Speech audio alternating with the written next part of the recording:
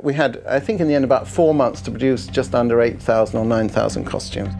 And there were certainly times when the workload was very heavy. I mean, I can remember working through the night on several occasions to get costumes ready for the next morning for the shooting.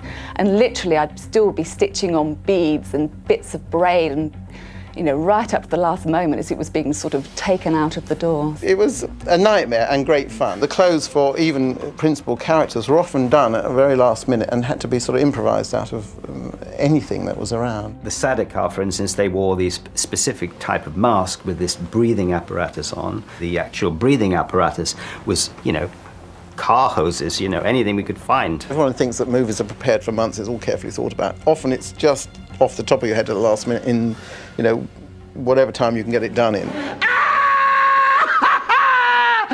The scene where Sting wears that sort of wing jockstrap, that was slated to be shot nude, and Sting agreed to do it nude, but the studio at the last minute panicked and thought they couldn't have Sting in the nude.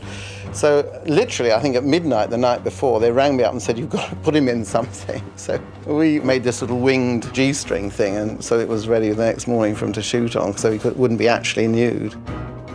The Guild Navigators look very sinister and strange, and the reason they look sinister and strange is that the San Diego Fire Department was tearing down one of its old fire stations, and at the back they'd found all these I think they were actually 20s, 30s and 40s, body bags, used body bags, and they were large canvas tarpaulins with all these cross-banded webbing straps on, and they were painted with tar, and when we undid them, they were, you know, they were bits of bodies, not actual bits of bodies, but, you know, fluids, and they weren't very pleasant. I didn't tell them until they'd finished that they actually were used body bags. The Baron's world was all based on industrial wear, or protective industrial wear, because, you know, I figured that that was a polluted environmental place. It was essential that Ken Macmillan looked heavy. I mean, he was a well-built man, but he was, I would say he was under 200 pounds, and we had to make him look as though he was 500 pounds. When Ken put it on, he couldn't stand up. I mean, it was too much weight for him to stand up, so we had a harness built underneath, and we made a metal A-frame, and he was wheeled around the studio to do shots and hooked onto his flying wire, so he never stood up in that suit ever. He was always hanging in it. It was very funny. One of the most interesting things about designing DUNE was solving the still suit. You know, the still suit is the essential, you know, central thing of the movie. And to me, it seemed that it should have a sort of futuristic Aboriginal quality. So they were almost tribal. And every single suit was handmade. We had to do body casts from which we made fiberglass forms. And then from there, we would draw the pattern in chalk on the unitard and start cutting from the patterns of each foam rubber section, laid them on one by one until we got all the understructure built, including the tubing. We would brush coat it then with a thick latex and then spray coat it with another thinner latex for a final seal. At that point, put it in an oven where it would just kind of help the latex dry. The women had to obviously have breasts rather than sort of pecs, and so I did a sort of a female version, and we did children's versions of it too. They were really quite comfortable. Until, of course, you got them out of the hot sun in the desert, you know, at 110 degrees and started running around and fighting battles and sweating in them.